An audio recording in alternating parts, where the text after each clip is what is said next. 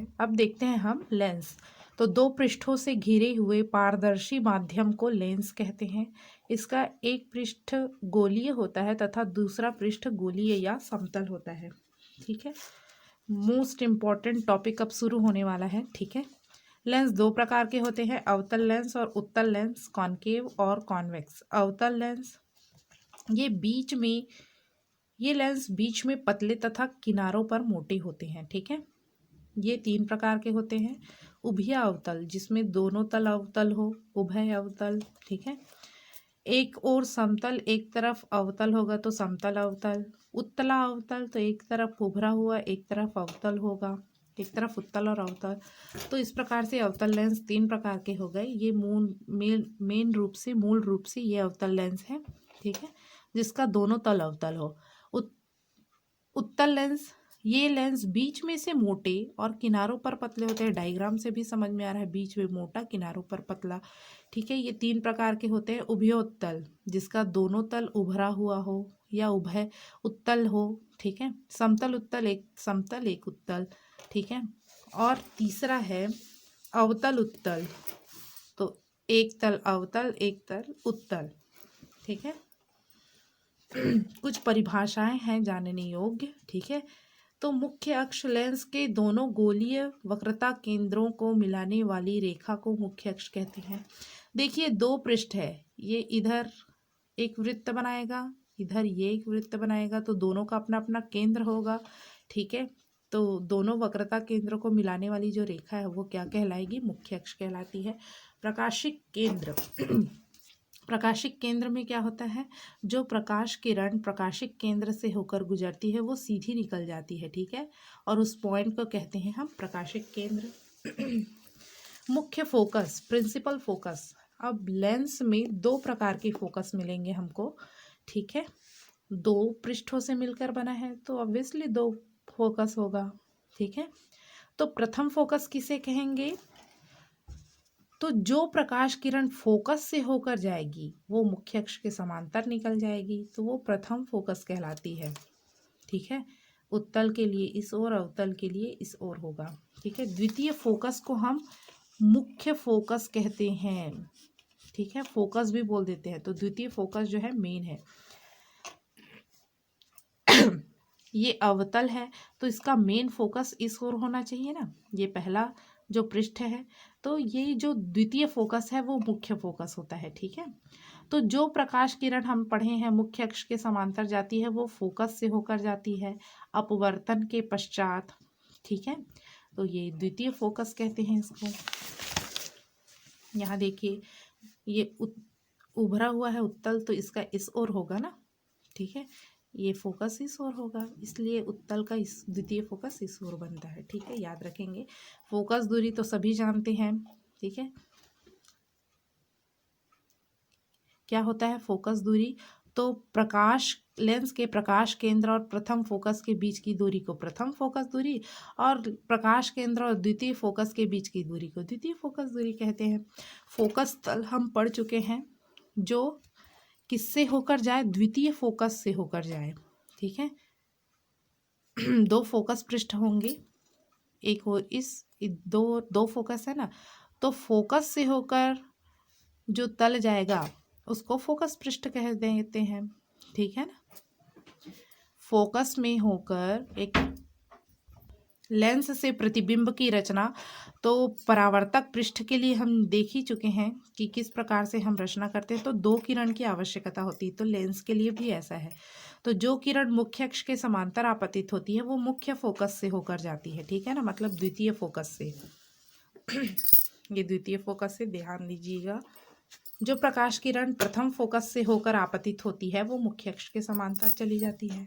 यही तो प्रथम फोकस की परिभाषा है। जो प्रकाश केंद्र से होकर जाती है उसी दिशा में सीधी बिना विचलन के लौट जाती है। ठीक है, तो इन तीनों नियमों को याद रखेंगे लेंस से प्रतिबिंब बनाते वक्त। अब उत्तल लेंस द्वारा प्रतिबिंब किस प्रकार से बनेगा, इसका सार रूप हम देख लेते हैं। जब अनंत पर हो तो मुख्य फोकस पर बनता है, ये तो पता ही है सबको। वास्तविक उल्टा और बिंदु के आकार का। अनंत और 2f के बीच बने तो f और 2f के बीच बनेगा। अब क्या होगा? प्रतिबिंब वस्तु आगे खिसक रहा है तो प्रतिबिंब पीछे की ओर खिसकते जाता है, ठीक है ना, ये याद रखेंगे। वास्तविक उल्टा और वस्तु से छोटा 2f पर तो 2f पर ही बनेगा। वास्तविक उल्टा वस्तु के बराबर f और 2f के बीच तो अनंत और 2f के बीच बनेगा। देखो प्रतिबिंब खिसकते जा रहे हैं ना, वास्तविक उल्टा और वस्तु से बड़ा। फोकस पर हो तो अनंत पर बनता है, अनंत पर है तो फोकस पर है तो अनंत पर, ये याद रख सकते हैं। फोकस और प्रकाश केंद्र के बीच हो तो वस्तु की ओर बनेगा, आभासी और सीधा वस्तु से बड़ा बनेगा, ठीक है। अवतल लेंस के लिए केवल एक ही है वस्तु का प्रतिबिंब उसी ओर फोकस F तथा प्रकाश केंद्र के बीच बनेगा। वस्तु से छोटा, सीधा और आभासी। सीधा बन रहा है मतलब आभासी होगा, ठीक है, ध्यान रखिएगा इसका बात का। अब मेन जो इम्पोर्टेंट व्यंजक है हमारा, चिन्ह परिपाटी तो सभी को पता है। इस ओर धनात्मक, इस ओर ऋणात्मक, ऊपर है तो धनात्मक, नीचे है तो ऋणात्मक, ठीक है। मोस्ट इम्पॉर्टेंट टॉपिक है ये। पतले लेंस पर अपवर्तन या लेंस मेकर सूत्र, ठीक है, ये आता ही है एग्जाम में, ध्यान से समझिएगा, बहुत इजी भी है ये, और ठीक है। तो माना कि कोई लेंस दो गोलीय पृष्ठों ए बी और सी डी से मिलकर बना है, जिसकी वक्रता त्रिज्याएं क्रमशः R1 और R2 है तथा मुख्य अक्ष पर बिंदु आकार की कोई वस्तु ओ रखी हुई है। अपवर्तन में ध्यान दीजिएगा, हम यहाँ बिंदु आकार की वस्तु ले रहे हैं जिसका प्रतिबिंब पहले पृष्ठ ए बी द्वारा I1 पर बनता है। यहाँ 2 बार अपवर्तन होगा, एक पृष्ठ के लिए और दूसरे पृष्ठ के लिए, ठीक है। तो प्रकाश किरण द्वारा पहले पृष्ठ का अपवर्तन जब होगा तो हमको मिलेगा I1 प्रतिबिंब। अब ये I1 द्वितीय पृष्ठ के लिए वस्तु का कार्य करेगा, ठीक है। तो द्वितीय पृष्ठ के द्वारा अपवर्तन होगा तब हमको अंतिम प्रतिबिंब I मिलेगा। पुनः देखते हैं, ये वस्तु है, बिंदु वस्तु, एक बार अपवर्तन हुआ तो ए बी पृष्ठ द्वारा तो I1 प्रतिबिंब मिला। ये प्रतिबिंब सी डी पृष्ठ के लिए वस्तु का कार्य करेगा, जिसका अंतिम प्रतिबिंब सी डी से अपवर्तन के पश्चात I पर मिलेगा, ठीक है। वस्तु की दूरी को U से दर्शाते हैं, प्रकाशिक केंद्र से नापेंगे। प्रतिबिंब की दूरी I1 के लिए V1 ले लेते हैं और I के लिए V ले लेते हैं, ठीक है। कोई भी एक लेंस के लिए आप बना देंगे, दोनों लेंसों के लिए नहीं है बनाने की ज़रूरत, ठीक है। अभी हम लोगों ने अपवर्तन सूत्र पढ़ा है, ठीक है। तो प्रकाश किरण यहाँ देखो विरल माध्यम से सघन माध्यम में जा रही है, तो ये वाला सूत्र पढ़े हैं, μ2/v1 माइनस, ये ध्यान दीजिएगा आप लोग। होता है सूत्र हमारे पास μ2 प्रतिबिंब की दूरी माइनस μ1 वस्तु की दूरी, μ2 माइनस μ1/r, ये होता है सूत्र, ठीक है।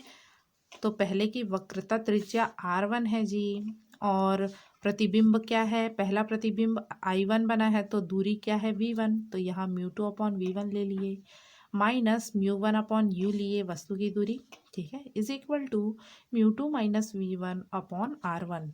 पहले के लिए वक्रता केंद्र R1 है, वक्रता त्रिज्या, ठीक है। अब सी डी पृष्ठ से अपवर्तन में सघन माध्यम से विरल माध्यम में जाएगी प्रकाश किरण। ये देखो सघन से पहले आएगी, फिर जो है विरल में आएगी प्रकाश किरण, सघन माध्यम से गुजरकर विरल माध्यम में, ठीक है। तो ध्यान दीजिएगा, हम लोग पढ़े हैं क्या प्रकाश की उत्क्रमणीयता के सिद्धांत में, तो μ2 की जगह हम लिखेंगे 1/μ2, ठीक है। विरल से सघन में जब है μ2 तो सघन से विरल में उल्टा नहीं हो जाएगा, ठीक, तो μ1 की जगह 1/μ1 लिख देंगे। तो ये सूत्र बन जाएगा हमारा 1/μ1, ठीक है।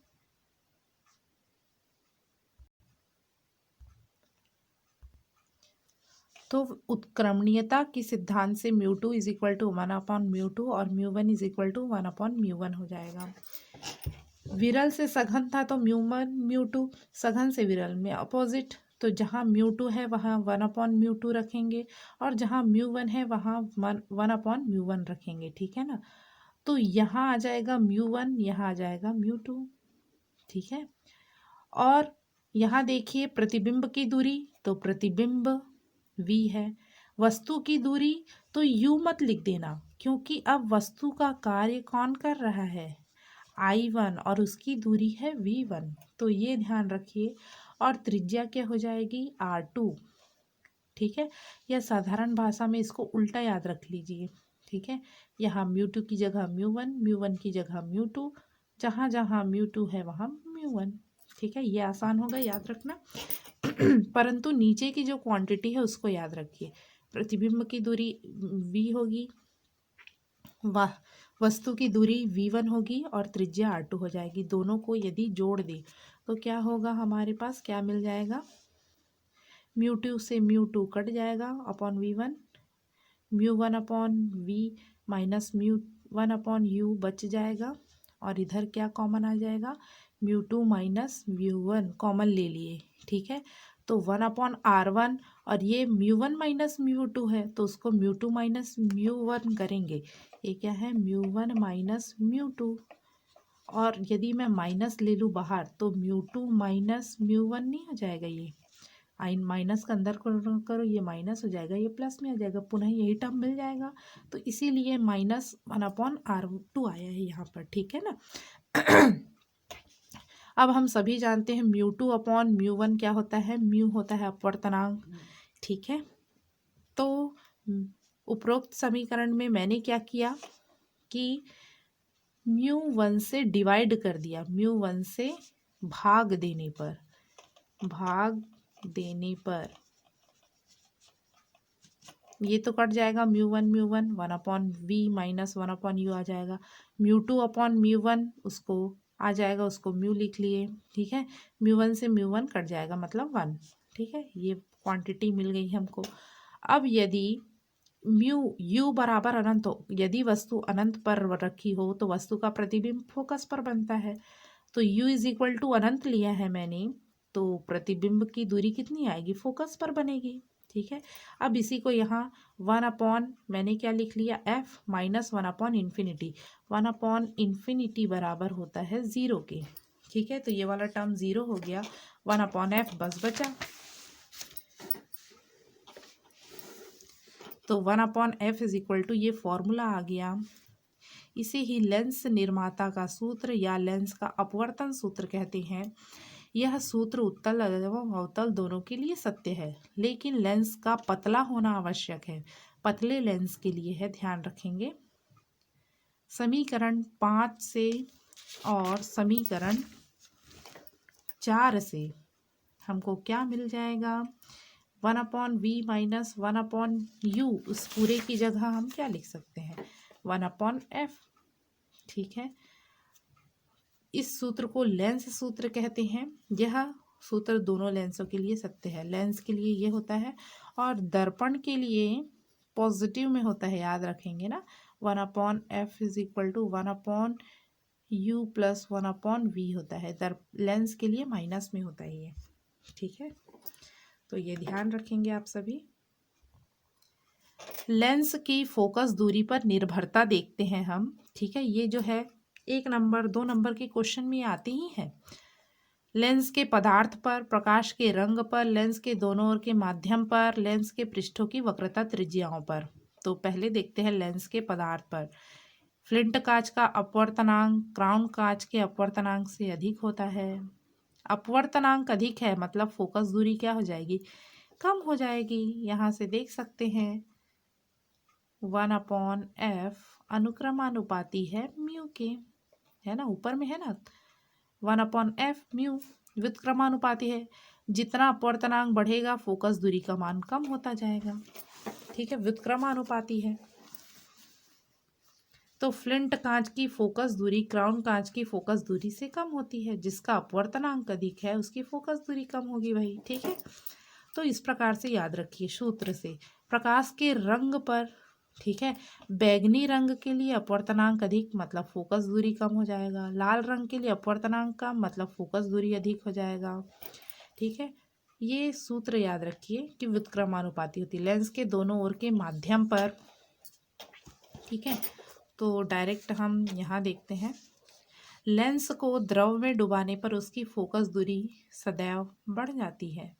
ठीक है, एक चीज और है कि यदि द्रव का अपवर्तनांक जो है, जो लिक्विड में हम डुबा रहे हैं, लेंस के पदार्थ के अपवर्तनांक से कम है, तो लेंस को द्रव में डुबाने पर उसकी प्रकृति वही रहती है, नहीं बदलती। अर्थात उत्तल लेंस की तरह और अवतल लेंस की तरह कार्य करता है। यदि क्या हो, द्रव का अपवर्तनांक लेंस के पदार्थ के अपवर्तनांक से कम हो तो कोई प्रभाव नहीं डालता। ठीक है, और यदि इसके अपोजिट अधिक हो तब क्या होगा, तो यदि उत्तल लेंस को डुबाएंगे तो वो अवतल लेंस की तरह, और अवतल लेंस को डुबाएंगे तो वो उत्तल लेंस की तरह कार्य करने लगता है। ठीक है, इसलिए जल में वायु का बुलबुला अवतल लेंस की तरह, बुलबुला मतलब उभरा हुआ रहता है, वो उत्तल लेंस की तरह कार्य करना चाहिए, परंतु द्रव का अपवर्तनांक कम है इसलिए वो अवतल लेंस की तरह कार्य करता है। ठीक है, और यदि दोनों के अपवर्तनांक बराबर हो गए, जो लेंस है उसका और द्रव का, तब क्या होगा, लेंस की तरह कार्य न करके समतल प्लेट की तरह कार्य करेगा। ठीक है, ये चीज़ें आप लोग याद रखेंगे, मोस्ट इम्पॉर्टेंट है। ठीक है, मोस्ट इम्पॉर्टेंट है। ये पॉइंट भी याद रखने लायक है कि पतले लेंस की फोकस दूरी कम तथा मोटे लेंस की फोकस दूरी, पतले लेंस की फोकस दूरी अधिक और मोटे लेंस की फोकस दूरी कम होती है। ठीक है ना। अब देखेंगे, ये भी इम्पॉर्टेंट है, लेंस सूत्र। कंफ्यूज मत होना, ये लेंस निर्माता का सूत्र था ना, लेंस निर्माता का सूत्र बोलते हैं इसको, और ये लेंस सूत्र है। इसका निगमन करते हैं, बहुत ही आसान है ये भी।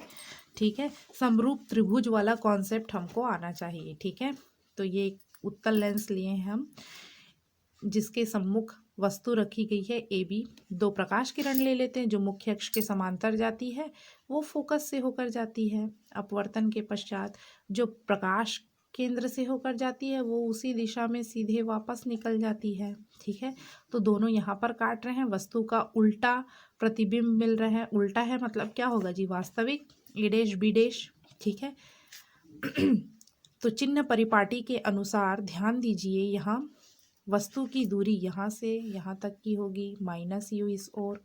ठीक है, उसको माइनस में ले लिए। प्रतिबिंब की दूरी इस ओर पॉजिटिव होती है तो पॉजिटिव लेंगे। ठीक है, फोकस दूरी इस ओर है तो इस ओर जितना भी दूरी है उसको धनात्मक लेंगे। अब त्रिभुज लेते हैं ए ओ बी, बहुत ही आसान है, एकदम सिंपल है। ठीक है, ए बी ओ या ए ओ बी बोलो, ए डैश बी डैश और ओ दोनों समरूप है, तो A dash A B upon A dash B dash संगत भुजाएं समानुपातिक होती है, बराबर ओ बी बटे ओ बी डैश। ठीक है, ये समीकरण एक नाम दे दिए। अब त्रिभुज सी ओ एफ तथा त्रिभुज A dash B dash F, A dash B dash F, C O F और E dash B dash F समरूप है, तो सी ओ बटे, इस प्रकाश किरण को यहाँ टेढ़ा बना दिया गया है, सीधा बना लेंगे ना। ठीक है, तो सी ओ बटे ए डैश बी डैश बराबर होगा ओ एफ बटे बी डैश एफ के। ठीक है, अब यहाँ से समझ में आ रहा है कि सी ओ बराबर होगा किसके जी, ए बी के। ठीक है, यहाँ थोड़ा सा ऊपर बना दिया है, ध्यान रखेंगे आप लोग।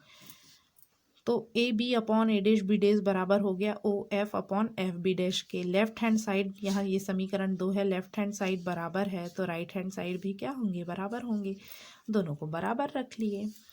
ओ B upon O B dash is equal to O F upon F B dash. ये है एफ बी डैश की वैल्यू निकालनी है, तो कैसे निकाल सकते हैं, तो ओ से बी तक की दूरी देखिए, ओ बी डैश कैसे बनेगा, O F plus F B, O F plus F B dash, यही होगा ना। ये पूरा 5 किलोमीटर है तो कैसे निकालेंगे, ये 3 होगा और ये 2 5, ऐसा ही होगा ना। तो दोनों को जोड़ दिए, हमको चाहिए एफ बी डैश का वैल्यू, तो ये आ जाएगा ओ बी डैश, ये इधर माइनस ओ एफ। ठीक है ना, तो उसी को लिख दिए, O B dash minus O F. अब मान रख देंगे, ओ बी है minus U O B dash है वी, ओ एफ है फोकस दूरी एफ, ओ बी डैश है वी माइनस ओ एफ है फोकस दूरी एफ। ठीक है, तिर्यक गुणा कर दिए। ठीक है, यू वी एफ से भाग दे दिए, तो आ गया हमारे पास लेंस मेकर फॉर्म, लेंस सूत्र। ठीक है, बहुत ही आसान है, बस समरूप त्रिभुज का कॉन्सेप्ट क्लियर होना चाहिए। ठीक है।